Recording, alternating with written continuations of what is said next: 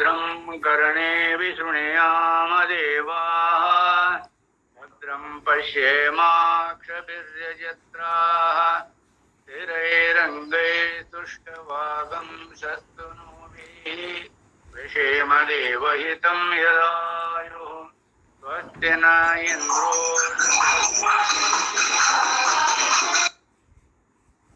स्ववेदाः स्वस्ति न तार्क्ष्यो अरिष्टनेमि स्वस्ति नो बृहस्पतिर्ददातु ॐ शान्ति शान्ति शान्तिः।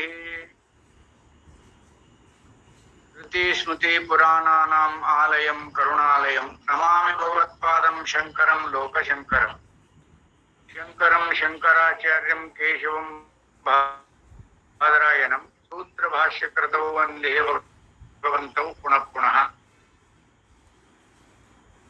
ಅದ್ವೈತ ಚಕ್ರವರ್ತಿ ಸಾರ್ವಭೌಮ ಸದ್ಗುರು ಸಿದ್ಧಾರೂಢಪ್ಪಂಗಳ ಶ್ರೀಚರಣಾದಿಗಳಲ್ಲಿ ವಂದಿಸಿ ಮಹಾಮೌನಿಯೋಗಿ ಗುರುನಾಥಾರೂಢಪ್ಪಂಗಳ ಅಡಿದಾವರಿಗಳಲ್ಲಿ ಹನೆಮಣೆದು ಶ್ರೋತ್ರಿಯರು ಬ್ರಹ್ಮನಿಷ್ಠರು ಬ್ರಹ್ಮಲೀನ ವಿಷ್ಣುಪಾದಪ್ಪಂಗಳ ದಿವ್ಯ ಚರಣಾರವಿಂದಗಳಲ್ಲಿ ನತಮಸ್ತಕನಾಗಿ ಈ ಸತ್ಸಂಗದಲ್ಲಿ ಭಾಗಿಯಾಗಿರುವಂತಹ ಸಕಲ ಪೂಜ್ಯರ ಶ್ರೀಚರಣಗಳಿಗೆ ನಮನಗಳನ್ನು ಅರ್ಪಿಸುತ್ತಾ ಹಾಗೂ ಶರಣೆಯರಿಗೂ ಭಕ್ತಿಪೂರ್ವಕವಾದ ವಂದನೆಗಳನ್ನು ಅರ್ಪಿಸಿ ಇವತ್ತಿನ ಈ ಕಾರ್ಯಕ್ರಮದೊಳಗೆ ಪ್ರವೇಶಗೊಳ್ಳೋಣ. ಪರಮಾರ್ಥ ಚಿಂತಾಮಣಿ, ವೇದಾಂತ ಮತ್ತು ತರ್ಕ ಇವುಗಳ ಬಗ್ಗೆ ಅವಲೋಕನ ಮಾಡ್ಕೊಂತ ಬರ್ಲಿಕ್ಕತ್ತೀವಿ. ಇಲ್ಲೇ ಯಥಾರ್ಥವಾಗಿ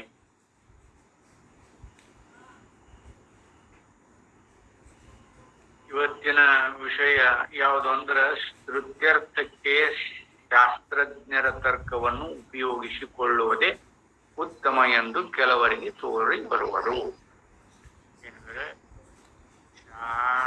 ಶ್ರುತ್ಯರ್ಥ ಶ್ರುತಿ ಪ್ರಮಾಣಗಳನ್ನು ಅನುಸರಿಸಿಕೊಂಡು ತರ್ಕವನ್ನ ಉಪಯೋಗಿಸಿಕೊಳ್ಳುವುದು ವೇದಾಂತಕ್ಕೆ ಬಹಳ ಉತ್ತಮ ಅಂತ ಕೆಲವೊಬ್ಬರಲ್ಲಿ ತೋರಿ ಬಂದಿದೆ. ಏಕೆಂದರೆ ಶಾಸ್ತ್ರಜ್ಞರು ಆಳವಾಗಿ ವಿಷಯ ವಿವೇಚನೆಯನ್ನು ಮಾಡಿರುತ್ತಾರೆ. ಶಾಸ್ತ್ರಜ್ಞರ ತರ್ಕನ ಉಪಯೋಗ ವೇದಾಂತಕ್ಕ ಅಥವಾ ಶ್ರುತ್ಯರ್ಥಕ್ಕ ಶ್ರುತಿಗಳ ಅರ್ಥಕ್ಕ ಶಾಸ್ತ್ರಜ್ಞರ ತರ್ಕವನ್ನ ಉಪಯೋಗ ಮಾಡುವುದು ಬಹಳ ಸೂಕ್ತ. ಯಾಕಂದ್ರೆ ಆಳವಾಗಿ ವಿಷಯ ವಿವೇಚನೆಯನ್ನು ಮಾಡಿರುತ್ತಾರೆ. ಸಾಮಾನ್ಯ ಜನರನೇಕರು ಅವರ ಅನುಯಾಯಿಗಳಾಗಿ ಪುರುಷಾರ್ಥವನ್ನು ಪಡೆದುಕೊಂಡಿರುವೆವೆಂದು ಹೇಳುತ್ತಾರೆ. ಸಾಮಾನ್ಯ ಜನರನೇಕರು ಅವರ ಅನುಯಾಯಿಗಳಾಗಿ ಪುರುಷಾರ್ಥವನ್ನು ಪಡೆದುಕೊಂಡಿರುವೆವೆಂದು ಹೇಳುತ್ತಾರೆ. ಯಾವುದರಿಂದ? ಶಾಸ್ತ್ರಜ್ಞರ ತರ್ಕವನ್ನ ಬಳಸೋದರಿಂದ ಪುರುಷಾರ್ಥ ದಕ್ಕತ್ತೆ ಅಂತ ಕೆಲವೊಬ್ಬರಲ್ಲಿ ಅದನ್ನು ಕಂಡವರಿದ್ದಾರೆ. ಅವರಲ್ಲಿ ಕೆಲವರನ್ನು ಸರ್ವಜ್ಞರೆಂದು ಸಿದ್ಧ ಪುರುಷರೆಂದು ಸಂಭಾವಿಸಿರುತ್ತಾರೆ. ಆದರೆ ಹೀಗೆ ಶಾಸ್ತ್ರಜ್ಞರ ತರ್ಕವನ್ನು ಅನುಸರಿಸುವುದರಲ್ಲಿಯೂ ತೊಡಕುಗಳಿಲ್ಲದೆ ಏನಿಲ್ಲ. ಶಾಸ್ತ್ರಜ್ಞರು ಅಂದ್ರ ಶಾಸ್ತ್ರವನ್ನ ಆಳವಾಗಿ ವಿವೇಚನೆ ಮಾಡಿಕೊಂಡು ತರ್ಕವನ್ನ ಹೇಳಿದವರಲ್ಲಿನೂ ಕೂಡ ಅನೇಕ ತೊಡಕುಗಳು ಉಂಟು ಅಂತ ಹೇಳ್ತಾರೆ. ಯಾಕೆ? ಶಾಸ್ತ್ರದಲ್ಲಿ ನೋಡಲ್ಲ, ಆ ತರ್ಕದೊಳಗ ಅದಕ್ಕೆ ಒಂದ ಕಡೆ ನಿಲ್ಲುವುದಿಲ್ಲ. ಅದರ ಸಂಬಂಧ ಅನೇಕ ತೊಡಕುಗಳು ಅದಕ್ಕೆ ಬರ್ತಾವ. ಯಾಕಂದ್ರೆ ಅದು ನಿಲ್ಲುವುದಿಲ್ಲ ತರ್ಕ. ಆದ್ರೆ ಹೀಗೆ ಶಾಸ್ತ್ರಜ್ಞರ ತರ್ಕವನ್ನು ಅನುಸರಿಸುವುದರಲ್ಲಿಯೂ ತೊಡಕುಗಳಿಲ್ಲದೆ ಏನೂ ಇಲ್ಲ. ಏಕೆಂದರೆ ಶಾಸ್ತ್ರಜ್ಞರೆಲ್ಲರೂ ಒಂದೇ ಬಗೆಯ ತರ್ಕವನ್ನು ಅನುಸರಿಸಿರಲಿಲ್ಲ. ಶಾಸ್ತ್ರಜ್ಞರು ಕೂಡ ಅದಕ್ಕೆ ಒಂದೇ ರೂಪದ ತರ್ಕ ಇರುವುದಿಲ್ಲ, ಅದಕ್ಕೆ ಒಂದ ಕಡೆ ನಿಲುಗಡೆ ಇಲ್ಲ ಅಂತ ಹೇಳ್ಕೊಂಡು ಬಂದ.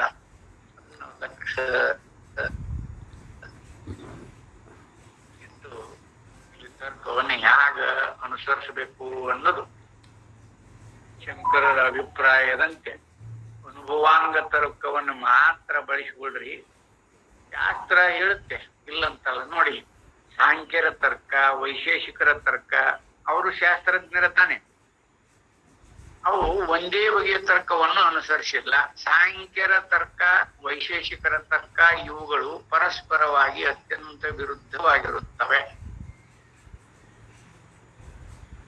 ಇದರಂತೆ ಹಿಂದಿನವರ ತರ್ಕಕ್ಕೂ ಈಗಿನ ಕಾಲದವರ ತರ್ಕಕ್ಕೂ ತಾರತಮ್ಯವಿದೆ. ಭೌತಿಕ ಶಾಸ್ತ್ರಜ್ಞರ ತರ್ಕ ಸರಣಿಯೇ ಒಂದು ಹೊಸದಾರಿಯನ್ನು ಹಿಡಿದಿರುತ್ತದೆ. ಹೀಗಿರುವುದರಿಂದ ಯಾವ ತರ್ಕವು ಸರಿಯಾದದ್ದೆಂಬುದನ್ನು ಸಾಮಾನ್ಯ ಪ್ರಜ್ಞರಾದ ನಾವುಗಳು ಹೇಗೆ ನಿರ್ಣಯಿಸೋಣ?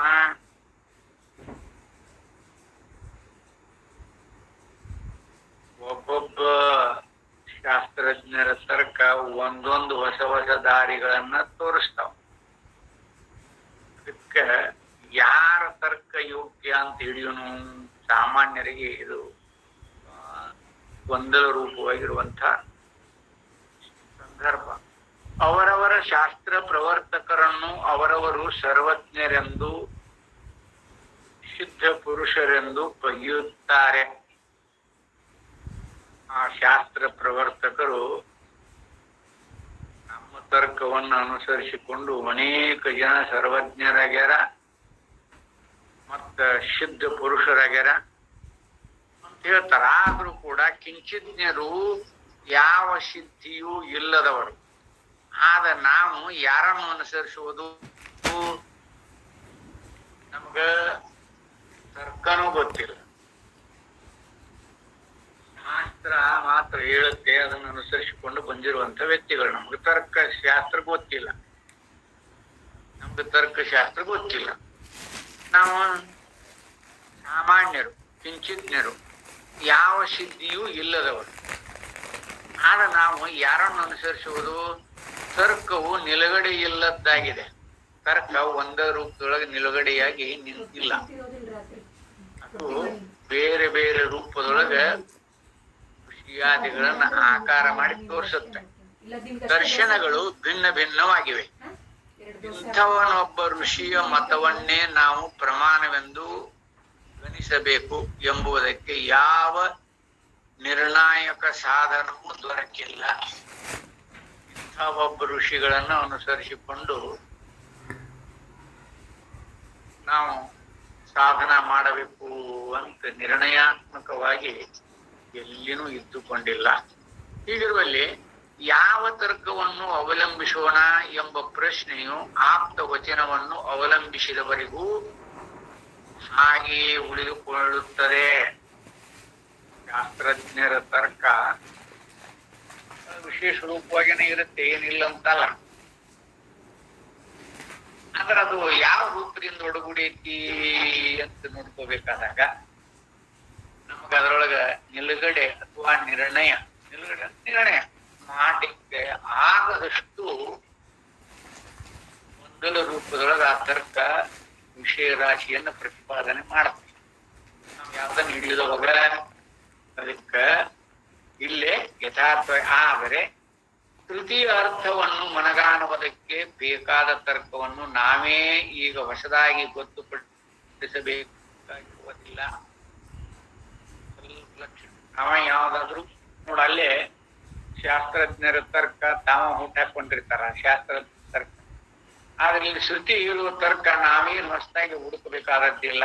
ಅವರು ಅನೇಕ ರೂಪದ ದೃಷ್ಟಾಂತಗಳನ್ನ ಅನುಸರಿಸಿಕೊಂಡು ನಮಗ ಆ ತರ್ಕದ ನಿಲುಗಡೆ ಯಾವ ರೂಪದ್ದು ಅಂತ ಶ್ರುತಿಕಾರ ಹೇಳ್ತಾರ. ಅಂದ್ಮೇಲೆ ಅವನ್ನ ಅನುಭವಕ್ಕೆ ಹೊಂದುತ್ತೋ ಇಲ್ಲೋ ಅಂತ ನೋಡ್ಕೊಂಡು ಅನುಭವಾಂಗ ತರ್ಕ ನೋಡ್ಕೊಂಡ್ಬಿಟ್ರೆ ಸಾಕು ಅಂತ ಇವ್ರ ಅಭಿಪ್ರಾಯ.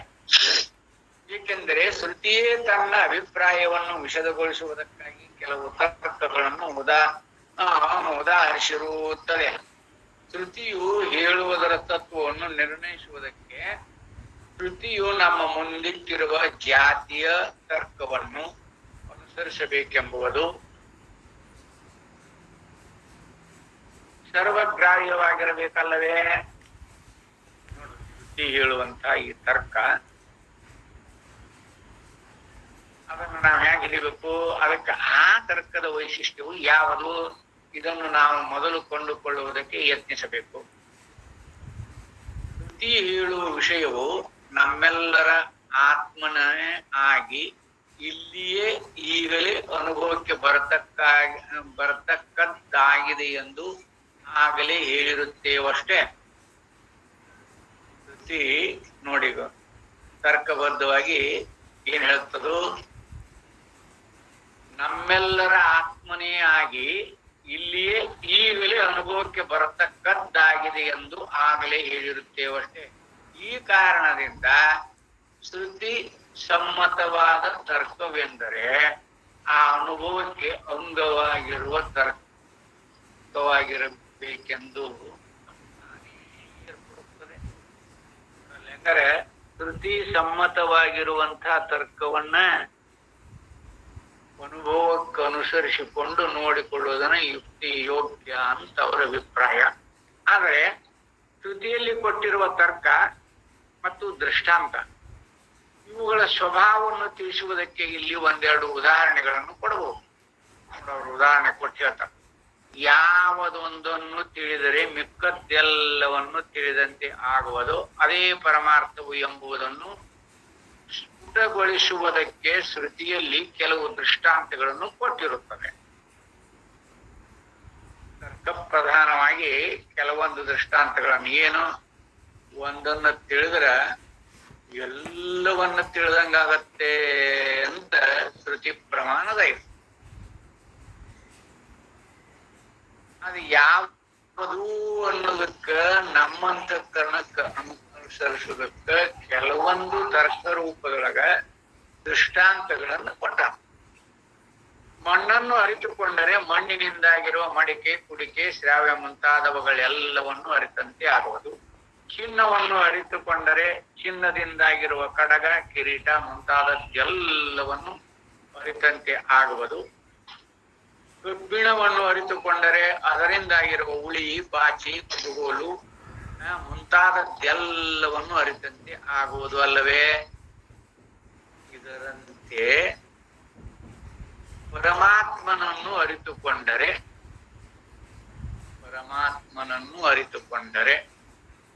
ಆಕಾಶಾದಿ ಸಕಲ ಜಗತ್ತನ್ನು ಅರಿತಂತೆ ಆಗುವುದು ಎಂದು ಅಲ್ಲಿ ಹೇಳಿರುತ್ತಾರೆ.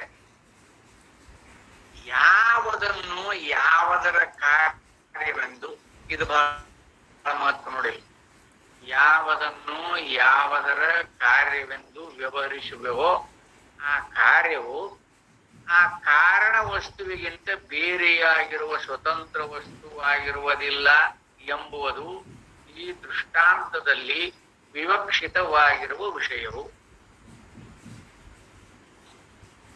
ಇದನ್ನ ಯಥಾರ್ಥವಾಗಿ ಅನುಭವಾನುಸಾರಿಯಾಗಿ ನಾವು ಕಂಡಾಗ ಲಕ್ಷಿಡ್ರಿ, ಯಾವುದರ ಕಾರ್ಯವೆಂದು ವ್ಯವಹರಿಸುವೆವೋ, ವ್ಯವಹಾರದೊಳಗೆ ಕಾರ್ಯ ಯಾವುದು, ಕಾರಣ ಯಾವುದು ಅಂತ ನೋಡ್ಕೋತೀವಲ್ಲ. ಆ ಕಾರ್ಯವು ಆ ಕಾರಣ ವಸ್ತುವಿಗಿಂತ ಬೇರೆಯಾಗಿರುವ ಸ್ವತಂತ್ರ ವಸ್ತುವಾಗಿರುವುದಿಲ್ಲ ಎಂಬುದು ಈ ದೃಷ್ಟಾಂತದಲ್ಲಿ ವಿವಕ್ಷಿತವಾಗಿರುವ ವಿಷಯ. ಈ ದೃಷ್ಟಾಂತದಿಂದ ಪರಮಾತ್ಮನಿಂದಲೇ ಆಕಾಶ, ಕಾಲ, ವಾಯು, ತೇಜಸ್ಸು ಮುಂತಾದ ರೂಪದಲ್ಲಿರುವ ಜಗತ್ತೆಲ್ಲವೂ ಆಯಿತೆಂದು ಶ್ರುತಿಯಲ್ಲಿ ಹೇಳಿರುವುದರ ಅಭಿಪ್ರಾಯವು.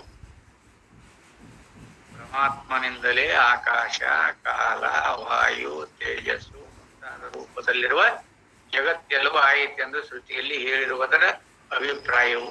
ಈ ಜಗತ್ತು ಆ ಪರಮಾತ್ಮನಿಗಿಂತ ಬೇರೆಯಾಗಿ ಸ್ವತಂತ್ರವಾಗಿರುವುದಿಲ್ಲ ಎಂದು ಆಗ ಏರ್ಪಡುವುದು.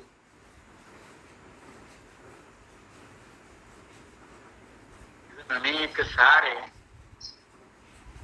ಪರಮಾತ್ಮ ಮತ್ತು ಜಗತ್ತು ಎರಡಲ್ಲ, ಎರಡು ಒಂದೇ ಅಂತ ಅನೇಕ ಸಾರಿ ಪ್ರತಿಪಾದನೆ ಮಾಡ್ಕೊಂಡು ಬಂದಾರ.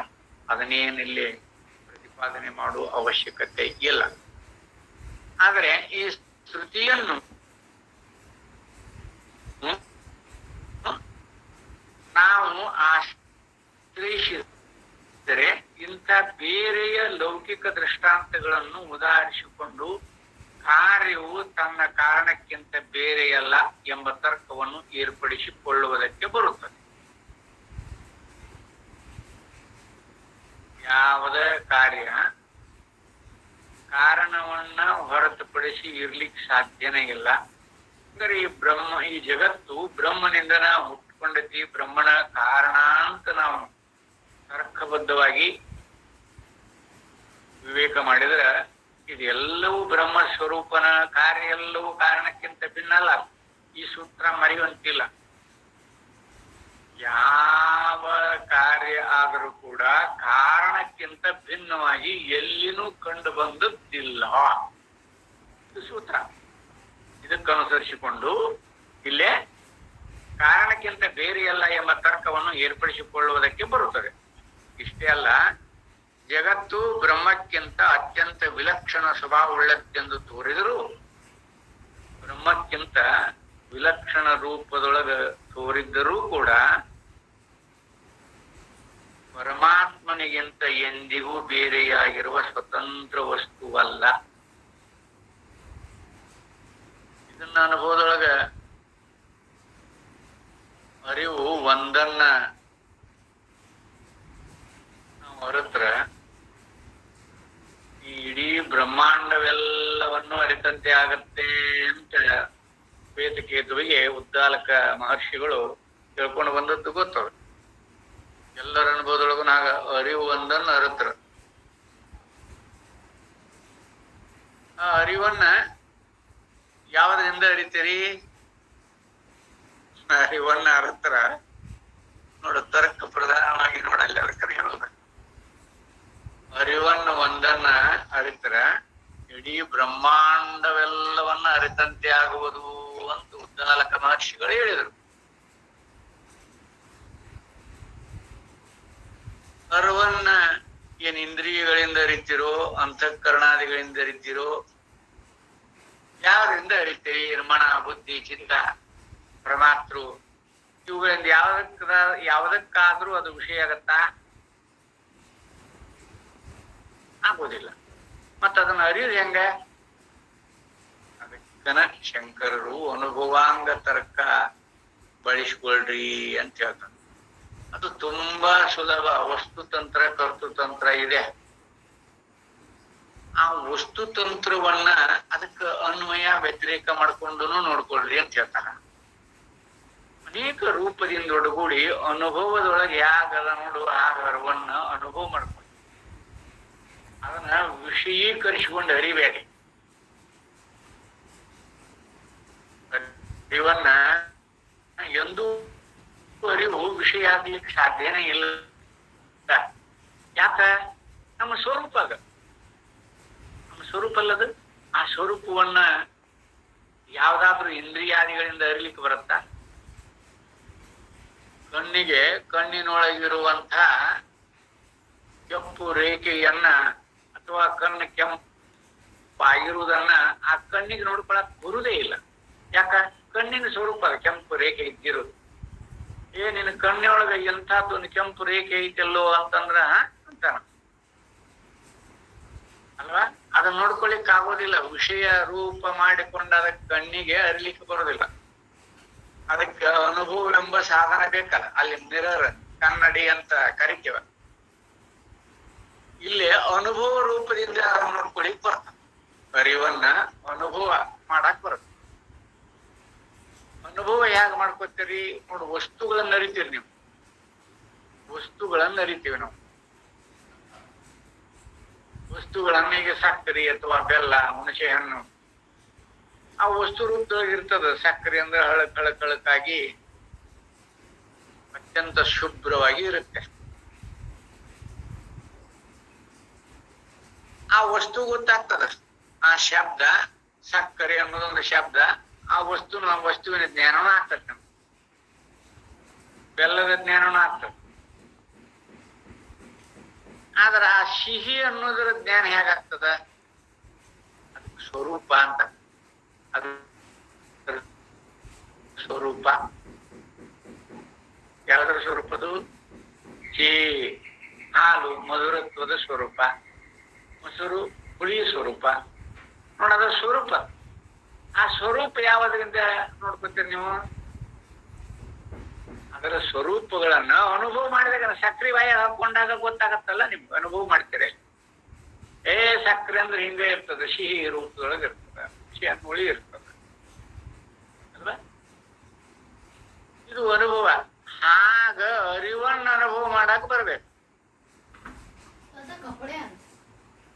ಸಾಧನದಿಂದೊಳಗೂಡಿ ನಮ್ಮ ಅರಿವನ್ನ ಅನುಭವ ರೂಪದೊಳಗ ನೀವು ಕಂಡ್ರಿ ಅಂದ್ರೆ ಏನ್ ಅರ್ಥದು? ಸಕ್ಕರೆಯ ಸ್ವರೂಪವನ್ನ ಅನುಭವ ಮಾಡಿ ಯಾಗ ಅರಿತಿರೋ ಆಗ ನಿಮ್ಮ ಸ್ವರೂಪವನ್ನ ನಿಮ್ಮ ಅನುಭವದೊಳಗ ನೋಡ್ಕೊಳಕ್ ಬರುತ್ತೆ. ಬರುದಿಲ್ಲ ಅಂತಲ್ಲ. ಆ ಸ್ವರೂಪದ ಆನಂದದ ಸವಿಯನ್ನ ಸವದಿರ್ತೇವೆ ನಾವು. ಆ ಸ್ವರೂಪದ ಆನಂದದ ಸವಿಯನ್ನ ಸವದಿರ್ತೇವೆ.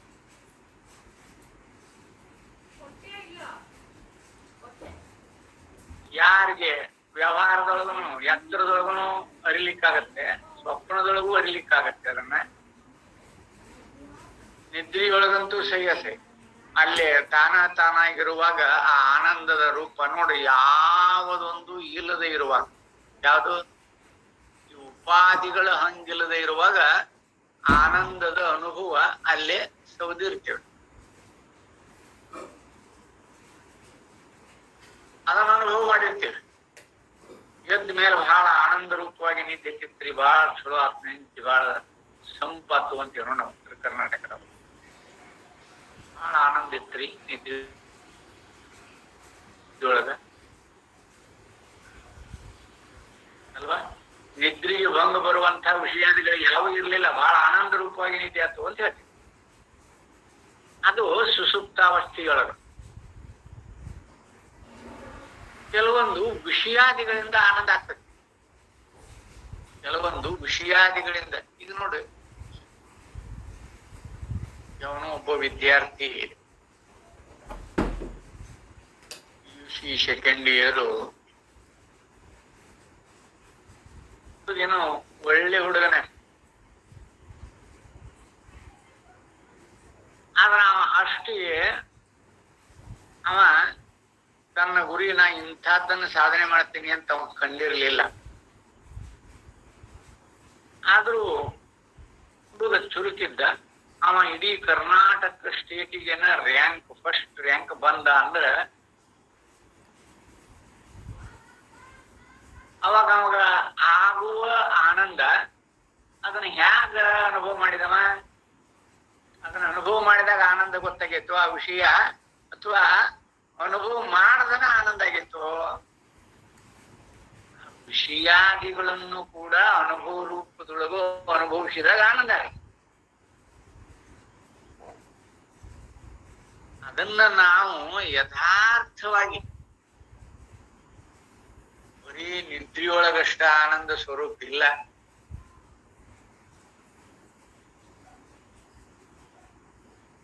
ಈ ನಿದ್ರೆಯೊಳಗ ಮಾಡಿರುವ ಆನಂದ ಆಗಲಿ, ಈ ವಿಷಯಾದಿಗಳಿಂದ ಬಂದಿರುವ ಆನಂದವಾಗಲಿ, ಇವೆಲ್ಲವೂ ಅನಿತ್ಯ.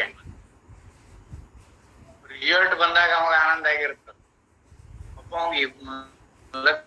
ಲಗ್ನಾಗಿ 24 ವರ್ಷ ದೊಡ್ಡ ಶ್ರೀಮಂತ, ಮುಖ್ಯ ಅಭಿವೃದ್ಧಿ ಇರಲಿಲ್ಲ. 24 ವರ್ಷಕ್ಕೆ ಒಂದು ಗಂಡು ಮಗು ಆತು ಒಂದು ಎಷ್ಟು ಆನಂದ ಆಗಬಾರ್ದು ಅವಾಗ ಅಲ್ವಾ? ಗರ್ಭ ಶ್ರೀಮಂತ ಇದ್ದಾನ, ಮೋಷಕ್ಕೆ ಯಾರು ಇಲ್ಲ. 24 ವರ್ಷಕ್ಕಾದೆ ಇನ್ನೇನು ಮತ್ತೊಂದು ಲಗ್ನ ಮಾಡ್ಕೋಬೇಕು ಅನ್ನೋ ತಜವಿ ಏನೂ ಇದ್ದ, ಮಕ್ಕಳಾಗದೆ ಇರುವುದಕ್ಕೆ. ನೋಡು, ಆ ಅಮ್ಮ 24 ವರ್ಷಕ್ಕೆ ಒಂದು ಗಂಡು ಮಗುವನ್ನ ಅವನಿಗೆ ಕೊಟ್ಲು ಅಂದ್ರೆ ಅವ್ಗೆ ಎಷ್ಟು ಆನಂದ ಹಾಕಿರುವಾಗ. ದಶರಥ ಮಹಾರಾಜ ಎಷ್ಟೋ ಯಜ್ಞಾದಿಗಳನ್ನ ಮಾಡಿ ಪಡ್ಕೊಂಡಲ್ಲವ, ಪುತ್ರ ಕಾಮೇಷ್ಟಿ ಯಜ್ಞಾದಿಗಳನ್ನ ಮಾಡಿ ಪಡ್ಕೊಂಡಲ್ಲ, ಅವಾಗ ಆನಂದ ಆಗ್ತದೆ. ಇವೆಲ್ಲ ವಿಷಯಾದಿಗಳಿಂದಾಗುವ ಆನಂದ ಅದು ಹಾಗೆ ಇರ್ತೈತಿ ಅಂತ ಹೇಳಿಕ್ಬಾರ್ದು.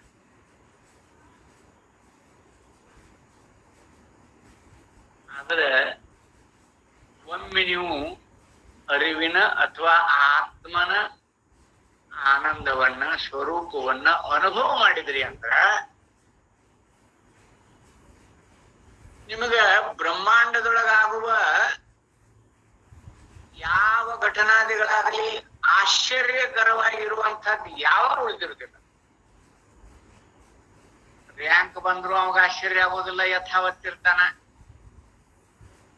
ಅವನು ಫೇಲ್ ಆಗಿದ್ರು, ಭಯಂಕರ ಪ್ರಯತ್ನ ಮಾಡಿದ್ದೆ, ಫೇಲ್ ಆದ್ರೂ ಅವ ಆನಂದ ರೂಪದೊಳಗನೆ ಇರ್ತಾನೆ. ಯಾರು? ಅಥವಾ ಅರಿವನ್ನಾಗಲಿ ಅಥವಾ ನಮ್ಮ ಸ್ವರೂಪವನ್ನಾಗಲಿ ಅನುಭವ ರೂಪದೊಳಗೆ ಕಂಡಾಗ ಸುಖ ದುಃಖ ಅವನಲ್ಲಿ ಯಾವುದೊಂದು ವ್ಯತಿರಿಕ್ತವಾಗಿ ಅನುಭವಕ್ಕೆ ಬರುವುದಿಲ್ಲ. ಬಹಳ ಮಹತ್ವ ಅಲ್ಲಿ. ಅರಿವನ್ನ ಅನುಭವ ರೂಪದೊಳಗ ಅದನ್ನ ಅರಿವಿನೊಳಗ ಅನುಭವ ರೂಪದಿಂದ ಕಂಡಂತ ಜ್ಞಾನಿಗೆ ಅರು ಅಂದ್ರ ಎಲ್ಲಾನು ತಿಳಿತೈತ್ರಿ ಅಂತ ತಿಳ್ಕೊಂಡಿವಿ ಅಂದ್ರ ಅದ ಅರಿವಿನ ಸ್ವರೂಪ ಅಲ್ಲ. ಅರು ಹೋದಲ್ರಿ, ಅದು ಎಲ್ಲಾನು ಅರಿತೈತ್ರಿ. ಅದು ಯಾವ ವಸ್ತುಗಳಿರ್ಲಿ ಇಲ್ಲದ ಇರ್ಲಿ, ಯಾವ್ದೋ ದೇಶದೊಳಗಿದ್ದದನ್ನ ಕಲ್ಪನಾ ಮಾಡ್ಕೊಂಡು ಅರಿತೈತಿ. ಗೊತ್ತಿಲ್ಲದ್ದು ಅರಿತೈತಿ, ಗೊತ್ತಿದ್ದದ್ದು ಅರಿತೈತಿ, ಒಬ್ಬರು ಹೇಳಿದ್ದನ್ನ ಕೇಳಿ ಅರಿತೈತಿ ಅಲ್ಲ. ಶಬ್ದದಿಂದ, ರೂಪದಿಂದ, ರಸದಿಂದ ಎಲ್ಲದರಿಂದನೂ ಅರಿತೈತ. ಆ ಅರು ನನಗ್ ಗೊತ್ತೈತ್ರಿ ಅಂದ್ರೆ ಅದು ವಿಷಯಾದಿಗಳ ಆನಂದ ಹೊಂದಿದಂಗ ಕ್ಷಣಿಕ. ಆ ಅರಿವಿನ ಸ್ವರೂಪ ಗೊತ್ತಾಗಿಲ್ಲ. ಅವ ಅಕಸ್ಮಾತ್ ಅರಿವನ್ನ ತಿಳಿದವ ಯಾವುದೋ ಒಂದು ಸಂದರ್ಭದೊಳಗ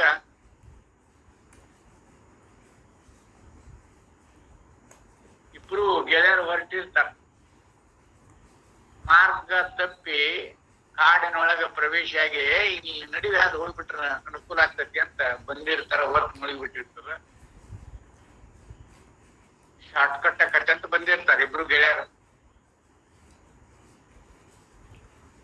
ಅವಾಗ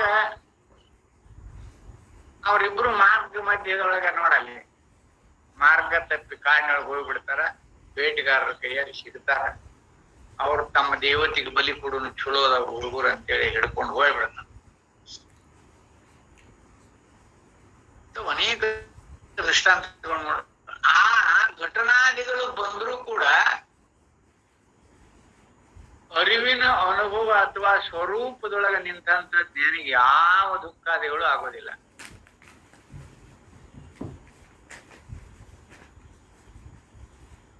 ಅವರನ್ನ ಹತ ಮಾಡಲಿಕ್ಕೆ ಯಾವ ಬೇಟೆಗಾರಿಗೂ ಆಗೋದಿಲ್ಲ, ಯಾರಿಗೆ ಆಗೋದಿಲ್ಲ. ಅವನನ್ನ ಹತನ ಆಗಿ ಮಾಡಕ್ಕೆ ಯಾರಿಗೆ ಆತ್ಮಾನುಭವದೊಳಗ ಅಥವಾ ಸ್ವರೂಪದೊಳಗ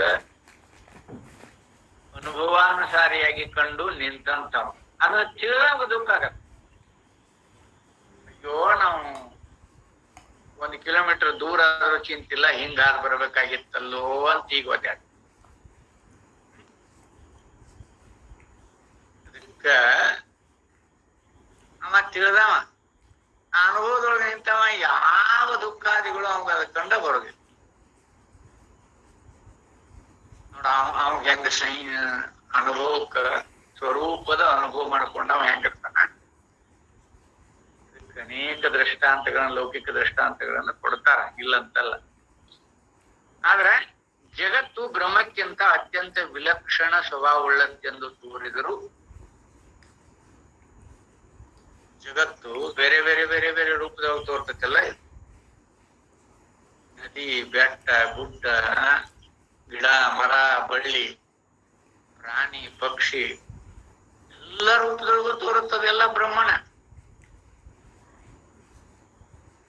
ಧರ್ಮ ಜಿಜ್ಞಾಸದೊಳಗ ಬೇರೆ ಬೇರೆ ಬೇರೆ ಆಗಿರ್ಬೋದು. ಪಶುಗಳ ಬೇರೆ, ಪಕ್ಷಿಗಳ ಬೇರೆ, ಮನುಷ್ಯ ಬೇರೆ, ಧರ್ಮ ಜಿಜ್ಞಾಸದೊಳಗೆ ಬೇರೆ ಬೇರೆ ಆಗಿರ್ಬೋದು. ಆದ್ರೆ ಅದು ಬ್ರಹ್ಮಕ್ಕಿಂತ ವಿಲಕ್ಷಣ ವಿಲಕ್ಷಣವಾಗಿನ ಕಾಣ್ತೈತಿ. ಇದಕ್ಕೆ ಯಾಕಂದ್ರೆ ಬ್ರಹ್ಮನಿಗೆ ಅವಯವಗಳಿಲ್ಲ, ಪ್ರಾಣಿಗಳಿಗೆ ಅವಯವಗಳುಂಟು, ಪಂಚಮಹಾಭೂತಾದಿಗಳು ಉಂಟು, ಎಲ್ಲ ಉಂಟಲ್ಲ. ಇದು ವಿಲಕ್ಷಣ ಕಾಣ್ತೈತಿ. ಕಂಡ್ರು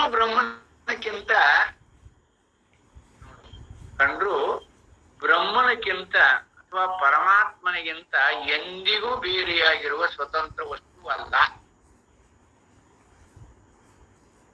ಇದನ್ನ ಯಾಕೆ ನಿರ್ಣಯ ಮಾಡ್ಕೋತೀರಿ? ನಿಮ್ಮ ಸ್ವರೂಪ ಬಿಟ್ಟು ಯಾವ್ದೊಂದು ಇಲ್ಲ ಅಂತ ನೀವು ಅನೇಕ ಸಾರಿ ಹೇಳ್ಕೊಂಡು ಬಂದಾರೆ. ಇದು ನಿಮ್ಮ ಮಿಸ್ಟೇಕ್ ಏನಲ್ಲ. ಇಲ್ಲೇ ಶಂಕರರ ಅನುಭವಾಂಗ ತರ್ಕದ ಪ್ರಯೋಜನ ಎಷ್ಟು ಮಾಡತ್ತೆ ನೋಡಿ, ಅದು ಬೇಕಾಗಿತ್ತಿಲ್ಲ, ಉಳಿದದ್ದೇನೇನು ಬೇಕಿಲ್ಲ. ಅನೇಕ ದಾರ್ಶನಿಕರ ತರ್ಕ ಪದ್ಧತಿ ಇಟ್ಕೊಂಡಿದೆ, ಇಲ್ಲ ಅಂತಲ್ಲ.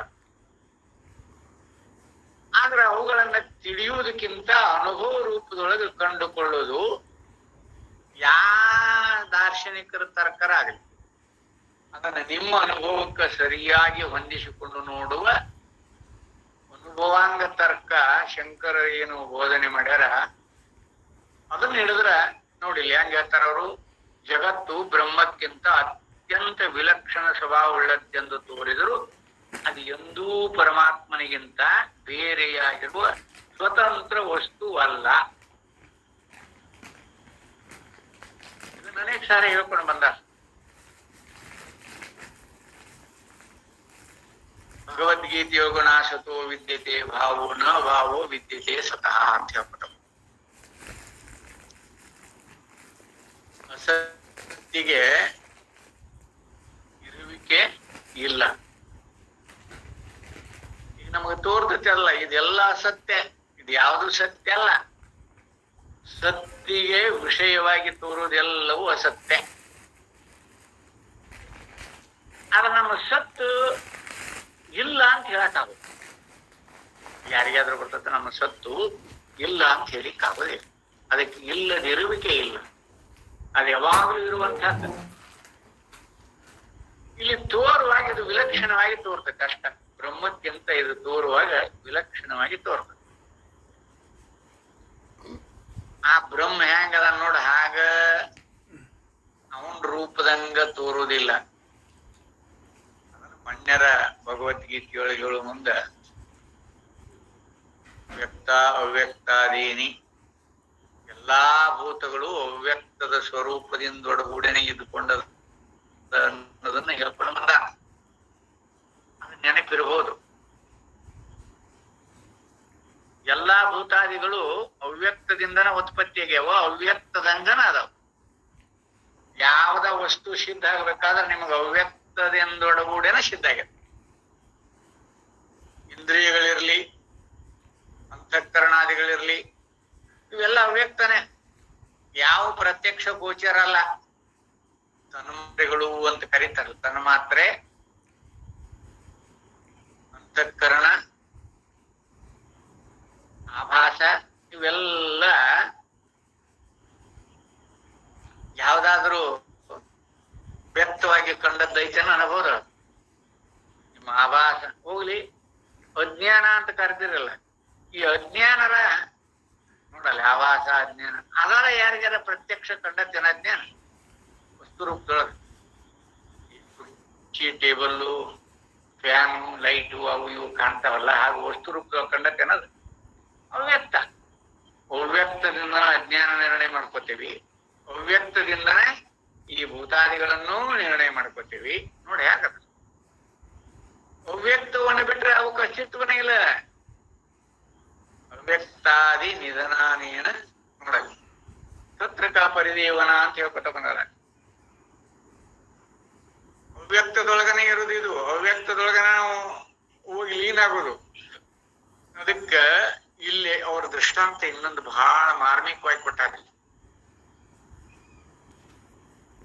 ಜಗತ್ತು ಬ್ರಹ್ಮಕ್ಕಿಂತ ಅತ್ಯಂತ ವಿಲಕ್ಷಣ ಸ್ವಭಾವವುಳ್ಳದ್ದೆಂದು ತೋರಿದರೂ ಪರಮಾತ್ಮನಿಗಿಂತ ಎಂದಿಗೂ ಬೇರೆಯಾಗಿರುವ ಸ್ವತಂತ್ರ ವಸ್ತುವಲ್ಲ ಅನ್ನುವುದಕ್ಕ ನೋಡಲ್ಲೇ ಮ್ಯಾಲ ಏನ್ ಹೇಳ್ಯಾರ ಲಕ್ಷ ಇರ್ಲಿ, ಇದನ್ನ ಯಾಕೆ ಇಲ್ಲಿ ಇಷ್ಟು ಒತ್ತು ಕೊಟ್ಟು ಹೇಳಿಕತ್ತಾರ ಅನ್ನೋದು ಲಕ್ಷ ಇರ್ಲಿ. ಕಾರಣಕ್ಕಿಂತ ಕಾರ್ಯರೂಪವಾಗಿ ತೋರುವುದು ಬೇರೆ ಇರುವುದಿಲ್ಲ. ಅದರ ನಾಮ ರೂಪ ಬೇರೆ ಬೇರೆ ಕಂಡಿರಬಹುದು, ಆದ್ರೆ ಅದಕ್ಕೆ ಸ್ವತಂತ್ರತೆ ಇಲ್ಲ, ಕಾರಣ ಹೊರತುಪಡಿಸಿ ಇರುವುದಿಲ್ಲ. ಇದು ಬಹಳ ಮಹತ್ವ. ಬ್ರಹ್ಮ ಕಾರಣ ಅಂತ ತಿಳಿದಾಗ ಈ ತೋರುವ ಜಗತ್ತೆಲ್ಲವೂ ಬ್ರಹ್ಮನನ್ನು ಹೊರತುಪಡಿಸಿ ಇರ್ಲಿಕ್ಕೆ ಸಾಧ್ಯನೇ ಇಲ್ಲ. ರೂಪಾದಿಗಳು ಬೇರೆ ಬೇರೆ ಬೇರೆ ಕಂಡಿರಬಹುದು ನಮಗೆ. ಅದಕ್ಕೆ ಅಲ್ಲಿ ಯಥಾರ್ಥವಾಗಿ ಇಲ್ಲಿ ನೋಡಿ, ಆಮ್ಲಜನಕ ಜಲಜನಕ ಎಂಬ ಎರಡೂ ಅನಿಲಗಳಿಂದಾಗಿರುವ ನೀರು ತನ್ನ ಮೂಲ ಕಾರಣವಾಗಿರುವ ಆ ಅನಿಲಗಳಿಗಿಂತ ರೂಪ, ಕಾರ್ಯ, ಹೆಸರು. ನೀರು ನಾವು ಕೈ ಹಿಡಿದ್ರೆ ಅಂಟಿಕೊಳ್ಳುತ್ತೆ, ಕುಡಿದ್ರ ನೀರಡಿಕೆ ಹೋಗುತ್ತೆ, ಅದ್ರ ಕಾರ್ಯನೂ ಗೊತ್ತಾಗ್ತದೆ, ಅದಕ್ಕೆ ಹೆಸರುನು ನೀರು ಅಂತ ಬೇರೆ. ಅದ್ರೊಳಗ ಆಮ್ಲಜನಕ ಜಲಜನಕ ಕಾಣೋದಿಲ್ಲ, ಅವ್ಯಕ್ತದ. ಆದ್ರ ಅವು ಎರಡೂ ಅನಿಲಗಳು ಇರ್ಲಿಲ್ಲ ಅಂದ್ರ ನೀರಿಲ್ಲ. ಮತ್ತ ಈ ನೀರನ್ನೋದು ಸ್ವತಂತ್ರವಾಗಿ ಇರ್ಲಿಕ್ಕೆ ಬರುವುದೇ ಇಲ್ಲ, ಅದು ಕಾಣೋದಿಲ್ಲ. ಕಾರಣ ರೂಪವಾಗಿರುವಂತಹ ಆಮ್ಲಜನಕ ಜಲಜನಕ ಕಾಣೋದಿಲ್ಲ, ಅವ್ಯಕ್ತ ರೂಪದೊಳಗಿದೆ. ನೀರು ತೋರುತ್ತೆ, ನಮಗೆ ದೃಶ್ಯ ರೂಪವಾಗಿ ನೀರು ತೋರುತ್ತೆ, ಅದಕ್ಕೆ ರೂಪದ ಕಾರ್ಯನೂ ಗೊತ್ತದ, ಅದಕ್ಕೆ ಹೆಸರು ಇಟ್ಟ. ಈ ಮೂರರಲ್ಲಿಯೂ ಅತ್ಯಂತ ವಿಲಕ್ಷಣವಾಗಿದ್ದರು. ನೋಡು, ರೂಪದಿಂದ ಒಳಗೂಡೈತಿ, ಕಾರ್ಯದಿಂದ ಒಳಗೂಡೈತಿ, ಹೆಸರು ಐತಿ, ಅದಕ್ಕೆ ನಾಮದಿಂದನೂ ಒಳಗೂಡೈತಿ. ನಾಮ, ರೂಪ, ಕಾರ್ಯ, ಕ್ರಿಯಾ ಇದೆಲ್ಲದರಿಂದ ಒಳಗೂಡೈತಿ ನೀರು. ಈಗ ತೋರಿಕೆಯೊಳಗಿದ್ರೂ ಆಮ್ಲಜನಕ ಜಲಜನಕ ಅನಿಲಗಳ ರೂಪ ಬಿಟ್ಟು ಸ್ವತಂತ್ರವಾಗಿ ಅದಕ್ಕೆ ಇರಕಬಹುದು. ಅವುಗಳಿಗಿಂತ ಬೇರೆಯಾಗಿ ಸ್ವತಂತ್ರವಾಗಿರುವ ವಸ್ತುವಲ್ಲವಷ್ಟೇ ನೀರನ್ನೋದು. ನೋಡು, ವಿಲಕ್ಷಣವಾಗಿ ತೋರ್ತತಿ ನೀರು. ನೀರು ಅದು ಗಾಯನ ನೋಡ್, ಮೈ ತೊಳ್ಕೊಳಕ್ ಬರ್ತೈತಿ, ಏನು ಕಾರ್ಯರೂಪದೊಳಗೆ ಏನೆಲ್ಲ ಮಾಡಕ್ ಬರ್ತದೆ. ಅದನ್ನ ಕುಡಿದ್ರ ನೀರಡಿಕೆ ಹೋಗುತ್ತೆ ಅಂತ ಗೊತ್ತದ. ಅದ ಆಮ್ಲಜನಕ ಜಲಜನಕ ಕಾಣೋದಿಲ್ಲ ಕಣ್ಣಿಗೆ. ಕಾರಣ ಇರ್ತೈತಿ ಹಾಗಲ್ಲ ಇದು. ರೂಪ ನಾಮ ರೂಪದಿಂದ ವಿಲಕ್ಷಣವಾಗಿ ಕಂಡ್ರು ಮೂಲ ಕಾರಣ ಎಂದೂ ಪರಿವರ್ತನೆ ಆಗುವುದಿಲ್ಲ. ಬ್ರಹ್ಮ ಬ್ರಹ್ಮವಾಗಿದ್ದುಕೊಂಡು ಜಗತ್ತಿನ ರೂಪದೊಳಗೆ ತೋರಿದ್ರು ಈ ಕಾರ್ಯರೂಪವಾಗಿರುವಂತಹ ಈ ಜಗತ್ತು, ಈ ಬ್ರಹ್ಮಾಂಡ, ಇದೆಲ್ಲವೂ ಬ್ರಹ್ಮನ, ಅವನನ್ನು ಭಿನ್ನ ಮಾಡಿ ತೋರ್ಲಿಕ್ಕೆ ಆಗುವುದೇ ಇಲ್ಲ. ಆದ್ದರಿಂದ ಇಲ್ಲಿ ಎಂಬ ತರ್ಕವನ್ನು ನಾವು ಒಡ್ಡುವುದಕ್ಕೆ ಅಡ್ಡಿ ಇರುವುದಿಲ್ಲ. ಅನುಭವಾಂಗ ತರ್ಕಕ್ಕೆ ಅನುಸರಿಸಿಕೊಂಡು ಅನುಭವದೊಳಗೆ ನೋಡಿದ್ರೆ ನೀರು ಅನ್ನೋದು ಅನುಭವ ರೂಪದೊಳಗೆ ಏನದ ಆಮ್ಲಜನಕ ಜಲಜನಕ ಅಂತ ಇದೆ. ಈ ತರ್ಕವು ಲೋಕಾನುಭವ ಸಿದ್ಧವಾದ ದೃಷ್ಟಾಂತಗಳ ಆಧಾರದ ಮೇಲೆ ಹುಟ್ಟಿರುವುದರಿಂದ ಜಗತ್ತು ಪರಮಾತ್ಮನಿಗಿಂತ ಅನ್ಯವಲ್ಲ ಎಂಬುದನ್ನು ಅನುಭವಕ್ಕೆ ತಂದುಕೊಳ್ಳಬೇಕೆಂಬ ಜಿಜ್ಞಾಸುಗಳಿಗೆ ಉತ್ತಮವಾದ ಸಹಾಯಕ ತರ್ಕವಾಗಿರುತ್ತದೆ. ಇದು ಸರ್ಕಾರಿ ತರ್ಕ ಆಗೈತಿ, ಸರ್ಕಾರಿ ಅಲ್ಲ, ಸಹಾಯಕ ರೂಪದೊಳಗೆ ತರ್ಕ ಆಗಿದೆ. ಆದ್ದರಿಂದ ಇದು ಲೌಕಿಕವಾದರೂ ಶ್ರುತಿ ಸಮ್ಮತವಾದ ತರ್ಕವು. ಲೌಕಿಕ ಅನುಭವಕ್ಕೆ ಅನುಸರಿಸಿಕೊಂಡು ನೋಡಿದ್ರು ಇದು ಶ್ರುತಿ ಸಮ್ಮತವಾಗಿರುವಂತ ತರ್ಕ. ಯಾಕಂದ್ರೆ ಬ್ರಹ್ಮ ಕಾರಣ, ಬ್ರಹ್ಮಾಂಡ ಕಾರ್ಯ ಅಂತ ಶ್ರುತಿ ಪ್ರಮಾಣದಲ್ಲ. ಆಮ್ಲಜನಕ ಜಲಜನಕ ಭೌತಿಕ ವಿಜ್ಞಾನಿಗಳು ಅದನ್ನ ಕಂಡು ಹಿಡಿದು ಅವು ಎರಡು ಅನಿಲ, ಆ ಎರಡು ಅನಿಲ ಸೇರಿದಾಗ ಇದು ನೀರಾಗೈತಿ. ಆಕಾಶದಿಂದ ನೀರು ಸುರಿತೈತಲ್ಲ, ಆವಿ ಎಲ್ಲ ಆಮ್ಲಜನಕ ರೂಪ ಜಲಜನಕ ರೂಪದೊಳಗೆ ಇರ್ತದ. ಮೋಡ ಜಲಜನಕ ರೂಪದೊಳಗ ಯಾವಾಗ ಆಮ್ಲಜನಕವಾಗಿರುವಂತ ತಂಪದಕ್ಕೆ ತಗಲಿತು ಅಂದ್ರೆ ನೀರಾಗಿ ಬಿಡ್ತದ, ಪರಿಣಾಮ ಹೊಂದತಿ. ಅದಕ್ಕೆ ಇಲ್ಲಿ ಕಾರ್ಯಕಾರಣ ಸಂಬಂಧ, ಅದ ಕಾರಣ ಇದು ಕಾರ್ಯ ಅನ್ನೋ ಸಂಬಂಧಾದಿಗಳನ್ನಿಟ್ಟುಕೊಂಡು ಅನುಭವಕ್ಕೆ ಅನುಸರಿಸಿಕೊಂಡು ನೋಡಿದರೂ ಕೂಡ ಈ ನಾಮರೂಪಾದಿಗಳೆಲ್ಲವೂ ಬ್ರಹ್ಮನೇ ವಿನಃ ಮತ್ತೊಂದಲ್ಲ. ನಮ್ಮ ಅರಿವಿನ ಸ್ವರೂಪದ ಅರಿವಿನ ಅನುಭವ ಮಾಡಿಕೊಂಡಾಗ ಮಾತ್ರ ಇದು ಗೊತ್ತಾಗತ್ತೆ ವಿನಃ ಇಲ್ಲ ಅಂದ್ರೆ ಅರಿವನ್ನು ತಿಳಿದ್ರಾಗಲಿ ನನಗೊಂದು ಸ್ವರೂಪ ಐತೇಳ, ನನ್ನ ಸ್ವರೂಪ ನನಗ್ ಗೊತ್ತಿಲ್ಲೇನ ಅಂತೇವ್ ನಾವು ಹಂಗ.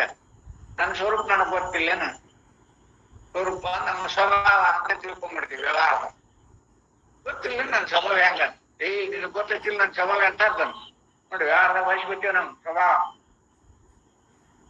ಸ್ವಭಾವ ವಿಷಯಾದಿಗಳ ಅಪೇಕ್ಷೆಯಿಂದ ಕಲ್ಪಿಸಿಕೊಂಡಿರುವುದು. ಸ್ವರೂಪ ಕಲ್ಪಿಸಿಕೋರಿ ಯಾವ್ದಾದ್ರು ಅಪೇಕ್ಷಿಕ ಪಟ್ಟು ಬರುತ್ತೆ ನೋಡೋಣ, ಅನುಭವ ಅಂತ. ಅದಕ್ಕೆ ಇದು ಅತಿ ಸೂಕ್ಷ್ಮವಾಗಿರುವಂತ ವಿಷಯ. ಮತ್ತು ಇಲ್ಲೇ ಇನ್ನೊಂದು ಉದಾಹರಣೆಯನ್ನು ಮನದಂದುಕೊಳ್ಳಿರಿ. ಇದು ಸೂಕ್ಷ್ಮವಾಗಿ ಕನಸು ಎತ್ತರ ಎಂಬಿ ಎರಡು ಅವಸ್ಥೆಗಳಲ್ಲಿಯೂ ಆತ್ಮನು ಒಬ್ಬನೇ ಇದ್ದುಕೊಂಡಿರುವುದರಿಂದಲೂ ಈ ಅವಸ್ಥೆಗಳು ಒಂದಿರುವಾಗ ಮತ್ತೊಂದು ಇಲ್ಲದೆ ಇರುವುದರಿಂದಲೂ ಆತ್ಮನಿಗೆ ಅವುಗಳ ಸಂಬಂಧವೂ ಇಲ್ಲವೆಂತಲೂ ತನ್ನಿದ್ರೆಯಲ್ಲಿ ಪ್ರಪಂಚವನ್ನೆಲ್ಲ ಬಿಟ್ಟು ಶತ್ರುವನಾದ ಪರಮಾತ್ಮನಲ್ಲಿಯೇ ಒಂದಾಗಿ ಬಿಡುವುದರಿಂದ ನಮ್ಮ ಆತ್ಮನು ಯಾವ ಪ್ರಪಂಚವೂ ಇಲ್ಲದ ಶತ್ರುಪನೇ ಎಂತಲೂ ಶ್ರುತಿಯಲ್ಲಿ ಹೇಳಿರುತ್ತದೆ. ಈ ಶ್ರುತಿಯನ್ನು ಆಶ್ರಯಿಸಿ ನಾವು ಅವಸ್ಥೆಗಳ ಮೂರಕ್ಕೂ ಯಾವ ಸಂಬಂಧವೂ ಇಲ್ಲವೆಂತಲೂ ಸ್ವಪ್ನ ಜಾಗರಿತಗಳಲ್ಲಿ ಆಯಾ ದೇಶ ಕಾಲ ನಿಮಿತ್ತಗಳು ಅಲ್ಲಲ್ಲಿಯೇ ಇರುವಂತಲೂ ಆದ್ದರಿಂದ ಆತ್ಮನು ಕಾಲ ದೇಶಗಳ ನಿಮಿತ್ತಗಳ ಹಂಗಿಲ್ಲದೆ ನಿರ್ವಿಕಾರನೆಂತಲೂ ತರ್ಕಿಸುವುದಕ್ಕೆ ಬರುತ್ತದೆ. ಎತ್ತರ ಸ್ವಪ್ನ ಸುಷುಪ್ತಿಗಳ ಆಧಾರ ಅವಸ್ಥೆಗಳ ಆಧಾರವನ್ನಿಟ್ಟುಕೊಂಡು ಆತ್ಮನಿಗೆ ಯಾವ ಹಂಗಿಲ್ಲದೆ ಅವನಲ್ಲಿ ಇಲ್ಲದ ಸಂಬಂಧ ಯಾವುದೊಂದು ಇಲ್ಲದೆ ಇರ್ಲಿಕ್ಕೆ ಬರ್ತತಿ ಅಂತ ತರ್ಕದಿಂದ ನಾವು ಅದನ್ನ ಅನುಭವ ಮಾಡ್ಕೊಳ್ಳಿಕ್ ಬರ್ತದೆ. ಇದು ಶ್ರುತಿ ಸಮ್ಮತವಾದ ತರ್ಕವೇ ಎಂಬುದು ಸ್ಪಷ್ಟವಾಗಿದೆ. ಇದು ಕೂಡ ಶ್ರುತಿ ಸಮ್ಮತವಾಗಿರುತ್ತೆ. ನೋಡು, ಶ್ರುತಿ ಸಮ್ಮತವಾಗಿರುವಂತ ತರ್ಕವನ್ನು ಒಪ್ಕೊಳ್ರಿ, ಅದು ನಿಮ್ಮ ಅನುಭವದೊಳಗಿರ್ಬೇಕು ಅಲ್ವಾ?